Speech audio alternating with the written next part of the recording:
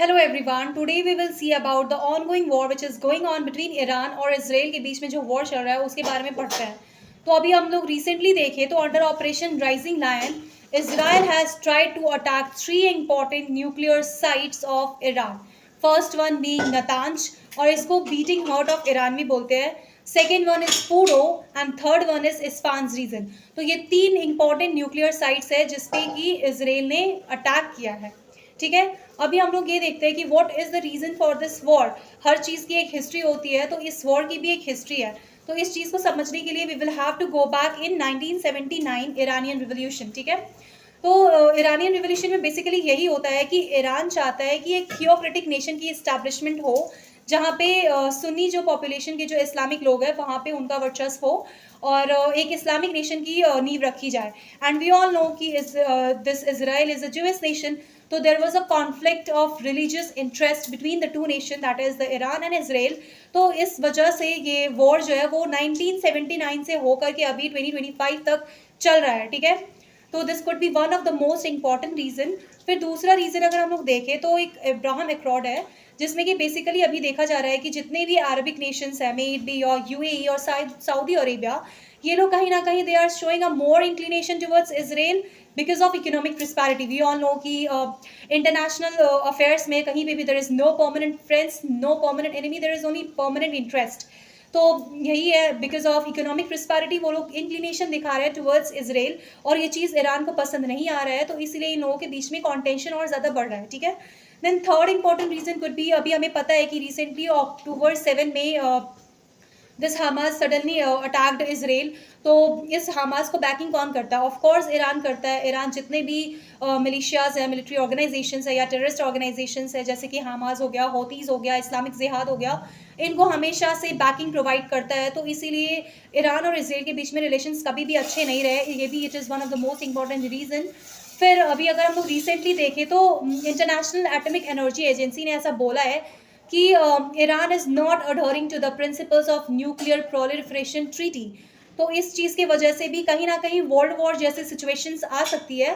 तो we all know कि Israel is trying to curb terrorism और इस चीज़ को कर्ब करने के लिए डायरेक्टली उसने जितने भी न्यूक्लियर साइट्स है ईरान के वहाँ पे अटैक करना शुरू कर दिया है.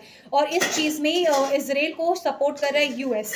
अभी recently under operation midnight hammer US has provided 125 aircraft to Iran.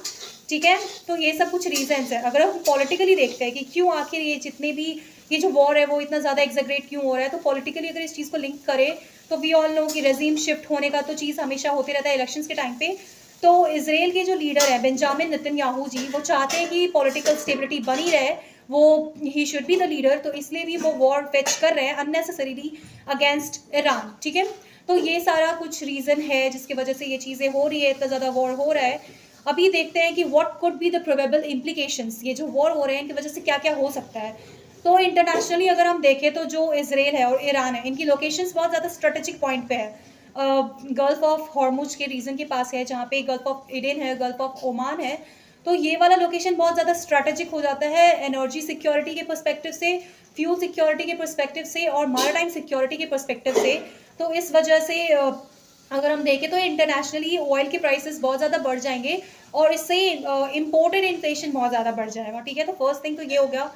दूसरा चीज़ ये है कि वी ऑल नो कि हमारा रिलेशन इसराइल और ईरान दोनों के साथ ही बहुत स्ट्रेटेजिकली बहुत इंपॉर्टेंट है.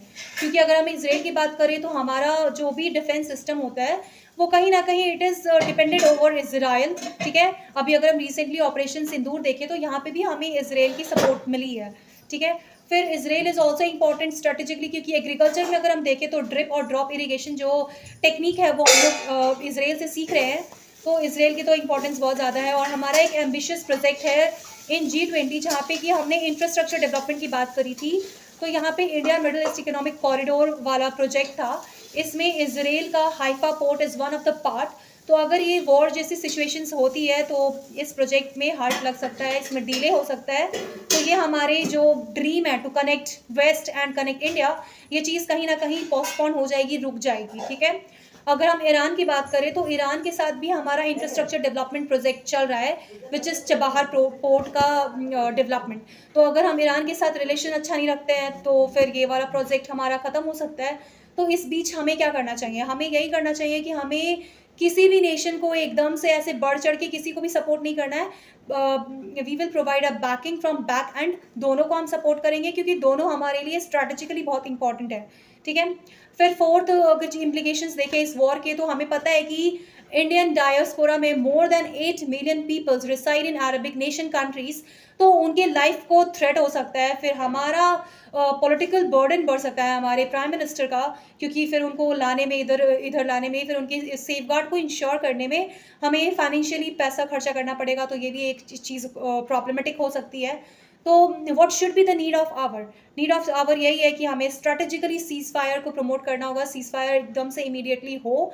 और दूसरा चीज़ है कि एज वी ऑल नो कि वॉर तो कभी किसी भी चीज़ का सोल्यूशन है ही नहीं। There should be a peace dialogue between the two nations. जितने भी इंटरनेशनल ऑर्गेनाइजेशंस है, may it be G20, may it be BRICS nation, may it be coordinations, यहाँ पे इस चीज़ को, जो वॉर हो रही है, इस चीज़ को कंडेम करे, इसको क्रिटिसाइज करे और टू वे सोल्यूशन लेकर के आए, जहाँ पे टॉक्स एंड डायलॉग्स को इंश्योर करा जाए। तो ही हम लोग प्रॉस्पेरिटी को इंश्योर कर पाएंगे और स्टेबिलिटी को भी इंश्योर कर पाएंगे।